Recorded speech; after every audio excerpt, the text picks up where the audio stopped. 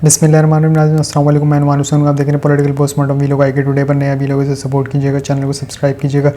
अब जब हम ये वीलॉग रिकॉर्ड कर रहे हैं तो सुप्रीम कोर्ट का एक ऑर्डर जारी हो गया, जो कि समाअत शुरू हुई थी कोई गालिबन 2-2:30 बजे, 12 बजे, 2-2:30 बजे के टाइम पर, और उसके बाद फिर वो चला गया था मामला उसकी तरफ कि तमाम पार्टियाँ आपस में बैठें। लेकिन तमाम पार्टियाँ आज आपस में बैठी पर इजलास मुलतवी नहीं हुआ था। बेंच उड़ गया था कि हम कोई मुनासिब फ़ैसला जारी करेंगे ये कह के। तो उन्होंने जो जारी हुआ वो अब से कुछ देर कबल ही जारी हुआ है, और उसमें यह है कि इलेक्शन कमीशन को हुक्म जारी दिया है कि आप हमें तफसीलात जमा कराएं कि आपके पास फ़ंड्स जमा हुए या नहीं इलेक्शन के। लेकिन अब तक की जो सूरत हाल है, तो अब तक तो फ़ंड ट्रांसफ़र नहीं हुए। हुकूमत ने अब तक इलेक्शन कमीशन को 1 रुपया नहीं दिया। अब इलेक्शन कमीशन का इजलास जारी है और रिपोर्ट तैयार की जा रही है कि कल हमें क्या पेशरफ्त करनी है, क्या रिपोर्ट पेश करनी है और किस तरह से मौक़िफ़ बयान करना है। इलेक्शन कमीशन अपनी तरफ से अगर देखा जाए तो वो तैयारियों में लगा हुआ है इलेक्शन की। गालिबन उन्होंने आज इंतखाबी निशान भी अलॉट कर दिए और वो काफ़ी दिलचस्प हैं, वो भी आपके साथ थोड़ा शेयर करेंगे। लेकिन उससे पहले वो तकरीबन तैयारी में यूँ लगा हुआ है क्योंकि सुप्रीम कोर्ट एक अंदिया दे चुकी है। वो ये है कि सुप्रीम कोर्ट ने वाज़ेह कहा कि अगर आपस में कुछ नतीजा नहीं निकलता, आप लोग बैठ के कोई एक नतीजे पे नहीं निकलते, तो फिर याद रखिएगा वो 14 मई का फ़ैसला बरकरार है, फिर वो ही अमल होगा। अब 14 मई में तो लगता नहीं है कि इलेक्शन होगा, क्योंकि 14 मई तो अब आई, कितने 12-14 दिन रह गए, 14 मई आ गई, तो लग नहीं रहा कि 14 मई को इलेक्शन होगा। ये थोड़ा सा डिले ही होगा। लेकिन भले डिले हो जाए, एक तो हमारी आवाम जो है ना, कुछ आवाम है और बाकी भी जो लोग हैं बड़े जज्बाती हैं कि फ़ैसला नहीं आया, ये क्यों फ़ैसला आया, वो क्यों फ़ैसला नहीं आया। आपकी ख्वाहिशात पे थोड़ी चलेंगे, उन्होंने हर पहलुओं को देखना है। अगर किसी के ज़हन व गुमान में ये है, मैं तमाम आवाम की बात कर रहा हूँ, कि किसी को कोई रियायत मिल रही है तो बिल्कुल नहीं मिल रही, कोई बचने जा रहा है तो बिल्कुल नहीं बचने जा रहा, ना रियायत मिल रही है ना कोई बचने जा रहा है। तौहीन अदालत, कंटेम्प्ट ऑफ कोर्ट लगने जा रही है और ये नाअहल होने जा रहे हैं।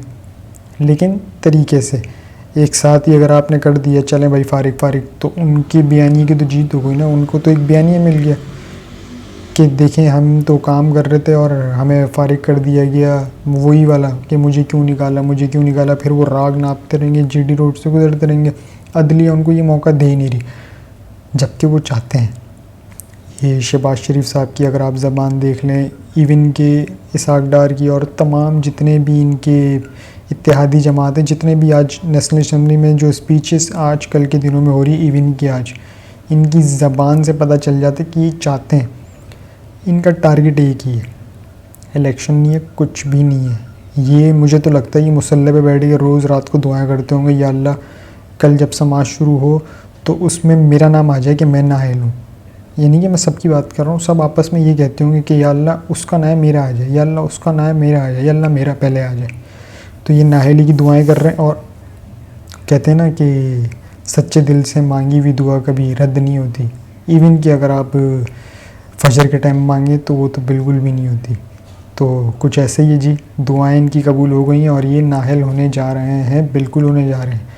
इलेक्शन कमीशन देखते हैं कि कल क्या रिपोर्ट जमा कराता है। पैसे तो मिले नहीं है, फ़ंड तो मिले नहीं, तो इलेक्शन कमीशन ज़ाहिर यही बोलेगा कि भाई हमें फ़ंड नहीं मिले।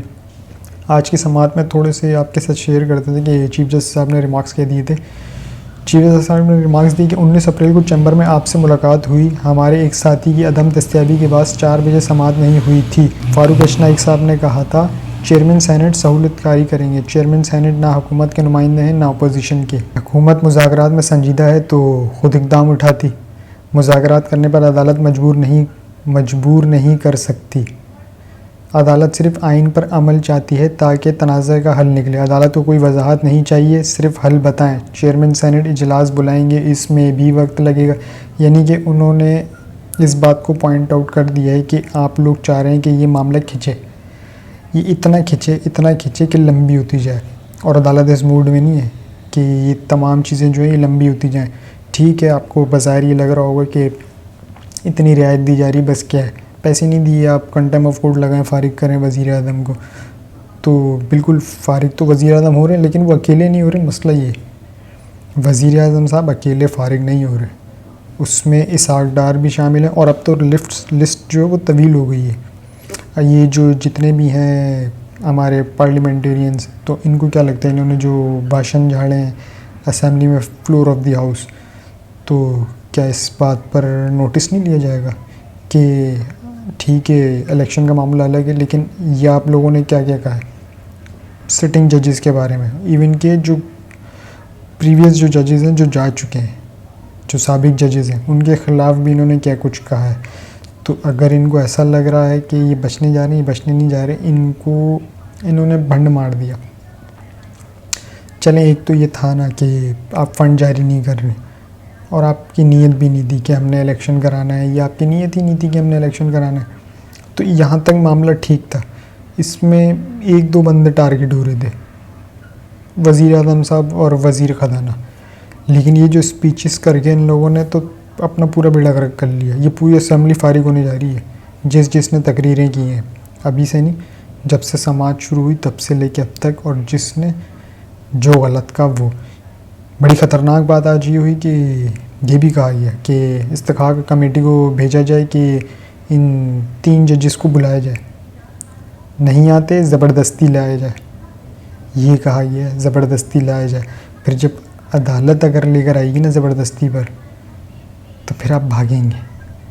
और ये वही है ना कि कुछ भी होता है तो इनको रिलीफ़ चाहिए होता है, तो रिलीफ़ कहाँ से मिलता है? अदलिया से।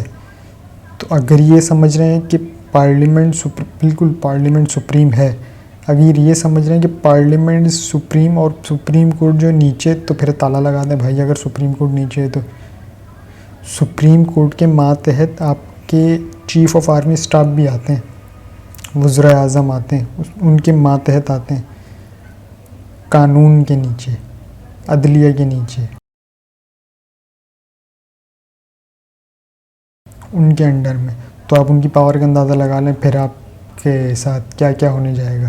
कल हमने एक बात की थी वो रजब तैयब एर्दोगान के हवाले से, तो आज थोड़ा सा उनके बारे में आपको बता देते कि अब उनकी तबीयत बहुत बेहतर है। कल नासाज थी, काफ़ी नासाज थी, आज उनकी तबीयत बहुत बेहतर है। ये थोड़ा सा आपके साथ यूँ शेयर करना था, कहीं ऐसा ना हो कि मैं पॉइंट मिस कर जाऊँ। खैर, ये तो एक छोटी सी बात थी। इसके अलावा जो आज मुज़ाकरात हुए हैं तहरीक-ए-इंसाफ़ और PDM के, इसका हल 0/0, इसका हल कुछ भी नहीं निकलना। और अगर निकल भी गया ना हल, अगर निकल भी गया तो क्या होगा? यकीन दहानी कराई जाएगी, एक तरह से PTI को ट्रैप किया जाएगा। मुझे नहीं लगता कि PTI इनके ट्रैप में आएगी। क्यों? क्योंकि क्या गारंटी देंगे ये? इन लोगों ने पहले भी तो गारंटी दी थी ना। ये जो हमारे अभी वज़ीर आज़म साहब हैं, शहबाज शरीफ साहब, इन्होंने गारंटी दी थी ना, 50 रुपये के स्टैम्प पेपर पर अपने भाई को भेजा था। वो भाई आज तक नहीं आया है और ये साहब वज़ीर आज़म बने हुए। तो उनकी गारंटी ली जाएगी कि सर इंतखाबात होंगे या नहीं होंगे, तो भाई ये गारंटी फ़जूल होगी। और ये अगर ट्रैप में आ गया तो ये मौका गंवा देगी तहरीक-ए-इंसाफ़, जो कि इनको बहुत अच्छा मौका मिला है। 14 मई का फ़ैसला इनके हाथ में है, ठीक। और आज जो तहरीक-ए-इंसाफ़ ने शराइत रखी हैं वो 3 शराइत हैं। उसमें से पहली शराइत ये है कि मई में कौमी असम्बली और दोनों सूबाई असम्बलियाँ तहलील कर दी जाएँ। 14 मई की तारीख आगे के लिए आइन में तरमीम की जाए और तहरीक-ए-इंसाफ़ के इस्तीफ़े वापस लिए जाएँ, यानी कि उन्हें मंजूर ना किया जाए। इसकी थोड़ी सी डिटेल आपको देते हैं। जुलाई में मुल्क भर में इंतखाबात कराए जाएँ। ये 3 शराइत रखी हैं तहरीक-ए-इंसाफ़ ने, जो कि मुझे तो ये तीसरी वाली शराइत को समझ में नहीं आई कि मुल्क भर में इंतखाबात कराए जाएँ। वो तो फिर वही बात होगी, ट्रैप हो गए। और अगर ट्रैप हो गए तो आइन में तरमीम करनी पड़ेगी। आइन में तरमीम करेंगे तो यानी कि आप अपनी असम्बलियाँ दोबारा बहाल कर देंगे। चलें, असम्बलियाँ दोबारा बहाल हो गई, क्या गारंटी कि पूरे मुल्क में इलेक्शन होंगे? इसकी तो कोई गारंटी नहीं है ना। जो उस शख्स ने 50 रुपये के स्टैम्प पेपर पे अपने भाई को बाहर भेज दिया, उसकी बात पे अगर आप गारंटी ले रहे हैं, उसकी बात पे यकीन कर रहे हैं, तो सर कमाल ही होगा। मुझे नहीं लग रहा इमरान खान साहब इतना बड़ा कोई रिस्क लेंगे या इनके ट्रैप में आएंगे, मुझे ऐसा लगता नहीं है। लेकिन अब देखना है कि होता क्या है, क्योंकि ड्राफ्ट तो तैयार हो गया। अब अगला मरहला जो है वो आज दोपहर 3 बजे दोबारा शुरू हो जाएगा। इसके अलावा जो आइन की तरमीम की बात थी वो ये था कि इस्तीफ़े एक तो वापसी ली जाए ताकि तहरीक इंसाफ जो दोबारा असेंबली में है। उसके बाद कानून साजी की जाए कि ये जो हम ये निगरान सेटअप जो बैठा हुआ है इसमें हम वक्ती तौर पर इलेक्शन थोड़ा सा आगे कर रहे हैं, यानी कि वक्ती तौर यानी कि एक ही दफ़ा, ये नहीं है तो उसमें लिख दिया कि आपने परमानेंट नहीं होगा, वो एक ही दफ़ा होगा कि सिर्फ इस साल के लिए वैलिड होगा, उसके बाद उसकी कोई हैसियत नहीं होगी। तो यह आईनी तरमीम होगी और जब ये आ जाएंगे असेंबली में तो ज़ाहिर है फिर वो निगरान सेटअप के निगरान वज़ीर-ए-आज़म कौन होगा, तो अपोजिशन यानी कि तहरीक इंसाफ जब वापसी आ जाएगी और हुकूमत आपस में बैठ के कोई निगरान वज़ीर-ए-आज़म लगा देगी। ये चीज़ अच्छी है कि तहरीक इंसाफ के साथ मिलकर निगरान वज़ीर-ए-आज़म बनाया जाए, लेकिन इतनी अच्छी भी नहीं है, उस लिहाज से अच्छी नहीं है क्योंकि असेंबलियाँ दोबारा बहाल हो रही हैं और ये 14 तारीख जो उनके हाथ में एक पेपर है ना, जो एक अदलिया का हुक्म है, वो ये बहुत बड़ी अपॉर्चुनिटी लूज़ कर देंगे तहरीक इंसाफ, और ये अपॉर्चुनिटी बार बार नहीं मिलती। आज इलेक्शन कमीशन ने इंतखाबी निशान अलॉट किए और क्या कमाल के अलॉट किए हैं। मरीम नवाज़ को दिया है उन्होंने तंदूर, मरीम नवाज़ को इंतखाबी निशान मिला है तंदूर। तो अब वो उनका बयानिया क्या होगा कि नौजवानों, मेरे भाइयों, मेरे बुज़ुर्गों, मेरी बेटियों, मुझे वोट दो और अपनी वोट की ताकत से मेरे तंदूर को ठंडा करो, इसका यही बयान बन रहा है। इसके अलावा तो उनके पास कोई बयानी है ही नहीं, तो मरीम साहबा का यही बयानी होगा। हमदा शहबाज शरीफ को मोर मिला है, अता तारड़ साहब को झूला, राना मशहूद को मीनार, ये मीनार कहाँ लेके जाएंगे, और वो झूला उनको दे दिया, उनको सही दिया झूला, जितना वो टर टर टर टर टर टर करते हैं ना तो उसके हिसाब से झूला अच्छा है कि घूमते रहें। राना मशहूद को मीनार, सैफ खोकर को ट्रैफिक सिग्नल, अल्लाह अकबर, मुश्तबा शुजा को छतरी, ये इनको इंतखाबी निशान अलॉट हुए हैं जो कि बड़ी अजीब व गरीब है, लेकिन अब हो गए तो हो गए। सबसे अच्छा उनका है मरीम नवाज़ साहिबा का तंदूर। तो ये टॉप ट्रेंड भी बन गया भी, जब ये अलॉट हुआ इन्होंने तो एकदम से ये ट्रेंडिंग में आने लग गया ट्विटर पे, तो ये ट्रेंडिंग में भी चल रहा है सोशल मीडिया पर। तो ये थी जी तमाम सूरत हाल। अब मेन मकसद क्या है, मेन जो लड़ाई है ना, अब जो पिक्चर क्लियर हो रही है, अब शायद आपको दिख भी रहा होगा, लड़ाई जो है ना वो मीम और शीन की है, मीम और शीन की, और इसका भरपूर फ़ायदा कौन उठा रहे हैं, आसिफ जरदारी साहब। आसिफ जरदारी साहब खुद पीछे शहबाज शरीफ को किया आगे और उनके पीठ पे ऐसे खंजर पे खंजर मारे जा रहे हैं। उन्हें अभी बज़ाहिर महसूस तो नहीं हो रहा क्योंकि उनके कमर में शायद तकलीफ़ वगैरह भी रहती है, हो सकता है इंजेक्शन लगाते होंगे सुन वोन वाले, तो उन्हें वो खंजर के दर्द महसूस नहीं हो रहा। लेकिन वो कहते हैं ना, जब खून थोड़ा बहना शुरू हो, जब जिस्म थोड़ा सा गर्म हो ना तो ठंडा हो जाने लगे तो फिर तकलीफ़ एहसास होती है। तो वो जिस्म ठंडा तब होगा जब वो नाहल होंगे, जब वो नाहल हो जाएंगे तो जिस्म ठंडा होगा, उनको तकलीफ़ होगी, जब पीछे देखेंगे तो पता चलेगा खंजर पे खंजर वार हुए हैं। और वो किए किसी ने नहीं, वो सिर्फ एक ही ने किया, आसिफ अली जरदारी साहब ने, उन्होंने इसको इधर फेंका है। खैर ये भी बच्चे नहीं हैं, शहबाज शरीफ साहब कोई बच्चे तो हैं नहीं, एक अरसा दराज से सियासत कर रहे हैं। ये हो गए, नवाज़ शरीफ साहब हो गए, तो क्या इनमें इतनी अकल नहीं थी? नवाज़ शरीफ तो कहते रहते हैं ना, अक्सर उनका यही कॉल है कि मेरे पार्टी के वर्कर कहते थे कि मियाँ साहब कदम बढ़ाओ, हम तुम्हारे साथ हैं, और जब मैं पीछे मुड़ के देखा तो पीछे कोई भी नहीं सी। ये मियाँ साहब ने अपने मुँह से अल्फाज कहे अपने पार्टी मेम्बरान को, तो इससे भी अगर उन्होंने सबक नहीं सीखा तो फिर क्या सीखा।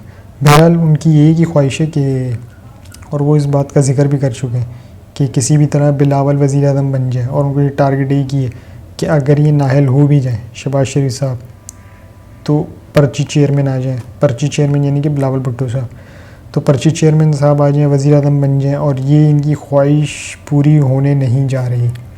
अगर ये जहन बना के बैठे हुए ना, ठीक है, उनको मफामत का बादशाह कहा जाता है और कहा जाता है कि उनको सियासी शऊर बहुत है, तेज़ हैं, तो इस मामले में वो कहीं ना कहीं गड़बड़ी हो गई है कैलकुलेशन में। तो इस बार कोई दाल गलने नहीं जा रही, इस बार कुछ नहीं होने जा रहा है। और इस बार अब जो फैसला होने जा रहा है ना, ख़तरनाक होने जा रहा है। मैं सिर्फ लफ्ज़ अदा कर रहा हूँ, ख़तरनाक। तो इस लफ्ज़ से आप अंदाज़ा लगा लें कि वो फ़ैसला क्या होने जा रहा है। बस मैं तो इतना ही कहूँगा। इसके अलावा आज इमरान खान साहब की आज इस्लामाबाद में पेशी है। सुबह 7:30 बजे वो इस्लामाबाद पेशी के लिए निकल जाएंगे। लेकिन वही इन्होंने करना वही है। जबकि इमरान खान साहब ने एक ट्वीट भी किया है, वो थोड़ा सा ट्वीट पहले आपके साथ शेयर करता हूँ, उसके बाद थोड़ी सी एक तफसीलात आपके साथ।